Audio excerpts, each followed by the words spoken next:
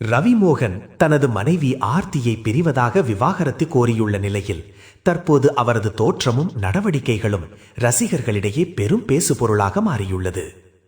சமீப காலமாக ரவிமோகன் ஆர்த்தி தம்பதிகளின் குடும்ப பிரச்சனை சமூக வலைதளங்களில் பெரிய சர்ச்சையை ஏற்படுத்தி வருகிறது. இதற்கிடையில் கெனிஷா குறித்து ரவிமோகன் வெளியிட்ட தகவல்கள் ரசிகர்களை அதிர்ச்சியில் ஆழ்த்தியது. தனது வாழ்க்கையில் கெனிஷா தன்னை புரிந்து கொண்ட தோழி என்றோன் தற்போது அவர் தன்னை விட்டு விலகி சென்று விட்டதாகவும் மனவேதனையுடன் பகிர்ந்திருந்தார். மேலும் தனது குடும்ப வாழ்க்கையில் ஏற்பட்ட பிரச்சனைகள் மற்றும் மன அழுத்தங்கள் குறித்தும் வெளிப்படையாக பேசியிருந்தார்.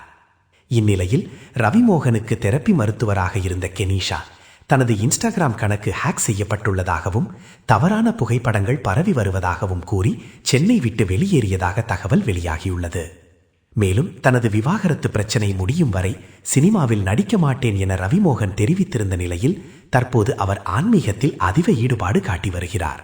அதன் ஒரு பகுதியாக சபரிமலைக்கு மாலை போட்டுள்ள ரவிமோகன் 41 நாட்கள் விரதம் இருந்து செல்போன் கூட பயன்படுத்தாமல் ஆன்மீக பயணத்தில் ஈடுபட உள்ளதாக தகவல்கள் தெரிவிக்கின்றன.